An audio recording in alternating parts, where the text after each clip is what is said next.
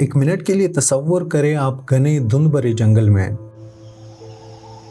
दूर एक औरत रोती हुई अपनी मौत के शिकार दादी के पास बैठी है, पर वो उसे दफना नहीं रही। वो एक ऐसी आखिरी रस्म अदा कर रही है जिसने मेडिकल साइंस के होश उड़ा दिए। वो अपनी दादी के दिमाग का एक हिस्सा पकाकर खा रही है। अचानक इस औरत के हाथ कांपने लगते हैं। वो ठीक से चल भी नहीं पाती और फिर उसके चेहरे पे एक अजीब सी बेकाबू हंसी छा जाती है। वो मर रही है और उसकी हंसी नहीं रुक रही। ये कोई बद्दुआ, श्राप या जादू टोना नहीं था। ये ह्यूमन हिस्ट्री की सबसे खौफनाक मेडिकल मिस्ट्री में से एक थी, जिसने एक पूरे कबीले को ख़त्म करने की कोशिश की और हमें दिमाग का एक ऐसा दुश्मन दिखाया जिसके बारे में किसी ने सोचा भी नहीं था पहले।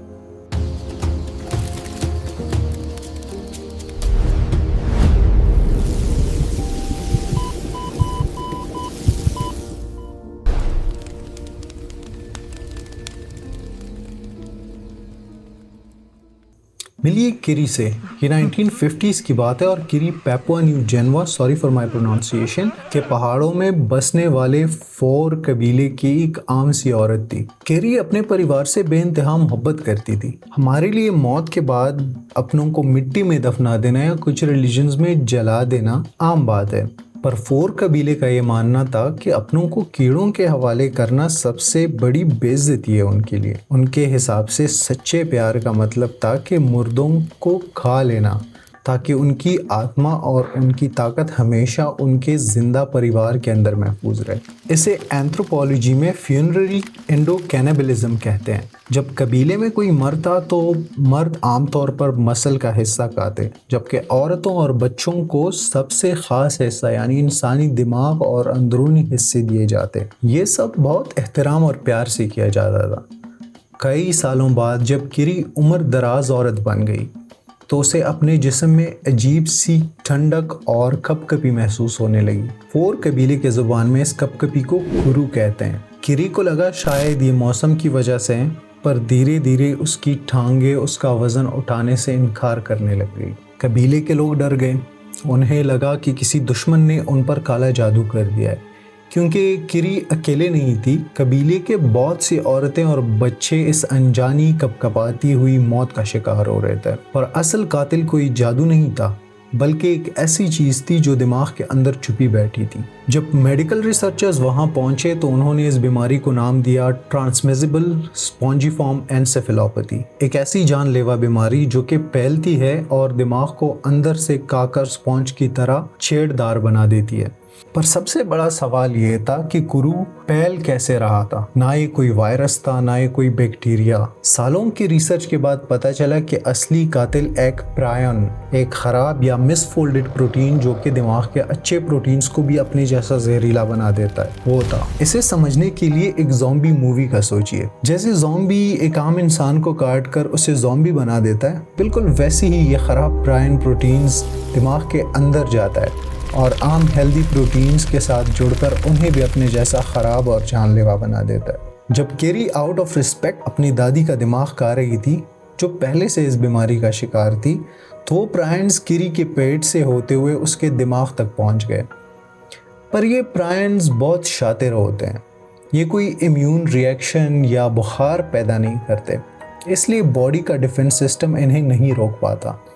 ये चुपचाप दिमाग में बैठकर अपनी फौज बनाते रहते हैं। कुरू का इंक्यूबेशन पीरियड यानी लाश खाने से लेकर बीमारी शुरू होने तक का वक्त 10 साल से लेकर 50 साल तक लंबा भी हो सकता है। यानी 20 साल तक किरी बिल्कुल ठीक थी, पर उसके दिमाग के अंदर एक टाइम बॉम्ब टिक टिक कर रहा था। औरतों और बच्चों में ये बीमारी इसलिए सबसे ज़्यादा थी क्योंकि वही दिमाग खाते थे जहाँ ये प्रायन्स सबसे ज़्यादा गुच्छे बनाकर जमा होते हैं। जब ये बीमारी अपनी आखिरी स्टेज पर आती तो अंदर का मंजर बड़ा खौफनाक होता।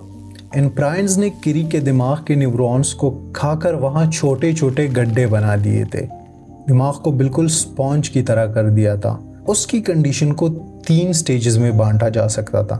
पहला था एम्बुलेंट स्टेज। किरी चल तो सकती थी, पर उसे सेरेबेलर अटैक्सिया यानी दिमाग के उस हिस्से का फेल हो जाना जो कि हमारे चलने, हमारे बैलेंस को कंट्रोल करता है, वो फेल हो गया था। उसके कदम लड़खड़ाने लगे और बात करने में जुबान फिसलने लगी। फिर आया सेडेंटरी स्टेज। अब किरी बिना सहारे के बैठ भी नहीं सकती थी और यहीं पर कुरु की सबसे डरावनी अलामत शुरू होती है, यानी कि बेकाबू हंसी। उसका दिमाग इमोशन कंट्रोल करने की ताकत खो चुका था। वो खुश नहीं थी, वो दर्द में थी, पर उसके दिमाग के डैमेज होने की वजह से उसके चेहरे पर हंसी के दौरे पड़ते थे। इसलिए बाहर के लोगों ने उसे लाफिंग डेथ या हंसती हुई मौत का नाम दिया। आखिर में टर्मिनल स्टेज आया, जो कि स्टेज 3 था। किरी कंप्लीटली बेड रिडन हो गई। उसे डिस्फेजिया हो गया, यानी गले से गाना नहीं उतर पा रहा था। रिसर्च बताती है कि सिम्टम्स शुरू होने के सिर्फ 11 से 14 महीने के अंदर कुरु के मरीज की स्टारवेशन यानी भूख या सेकेंडरी न्यूमोनिया से मौत हो जाती है। किरी के साथ भी यही हुआ था। उसके जिस्म के बचे हुए हिस्से में अब वही जानलेवा प्रायंस भरे हुए थे जो अगली जनरेशन में ट्रांसफ़र होने के लिए तैयार थे। फोर कबीले में जब गवर्नमेंट ने 1960s में इंसानी मांस खाने पर पाबंदी लगाई तो कुरु की बीमारी धीरे धीरे पूरी तरह ख़त्म हो गई। आखिरी कुरु की पेशेंट की मौत 2009 में हुई थी। आप सोच रहे होंगे, जब हम कैनिबलिज्म करते ही नहीं तो इस कहानी का हमसे क्या लेना देना है, क्योंकि प्रायंस आज भी जिंदा है। इन्हीं प्रायंस की एक दूसरी किस्म गाय यानी काउज में मैड काउ डिजीज़ पैदा करती है। अगर इंसान उस बीमार जानवर का गोश्त खाए तो ये हमारे दिमाग में आकर बिल्कुल कुरु जैसी मौत दे सकती है। सबसे ख़तरनाक बात यह है कि प्रायंस नॉर्मल कुकिंग हीट, उबालने या रेडिएशन से मरते ही नहीं है। इसलिए आपके लिए टेक अवे क्या है, हमेशा अपना मीट किसी ऐसी सर्टिफाइड जगह से ले जहां strict food and safety laws follow होते हों। ऐसे सस्ते या अनवेरीफाइड स्ट्रीट फूड से बचे जहां जानवरों के दिमाग या स्पाइनल कॉर्ड का हिस्सा जैसे मगज़ प्रॉपर हाइजीन के बिना ही सर्व किए जाते हैं। जैसे मशहूर रेस्टोरेंट के पुलाव में नाली दी जाती है, क्योंकि ऐसे जानवरों का पता ही नहीं होता कहाँ से आ रहे हैं, किस तरह से आ रहे हैं। वो ऑलरेडी मरा हुआ था, उसे ज़िबा भी नहीं किया गया और आपको सर्व किया जा रहा है। कुरु हमें सिखाता है कि हमारी रिवायात चाहे कितनी भी प्यार भरी क्यों ना हो, नेचर के अपने उसूल होते हैं। साइंस ने उस कबीले को ख़त्म होने से बचा लिया, because science and knowledge saves. So अपने आसपास के लोगों को एजुकेट करें, अवेयर रहें और अपनी हेल्थ के इशारों को कभी भी अनदेखा ना करें। Share this video with your loved ones. I am doctor Mohammad. मिलता हूँ आपसे अगली वीडियो में। Signing of.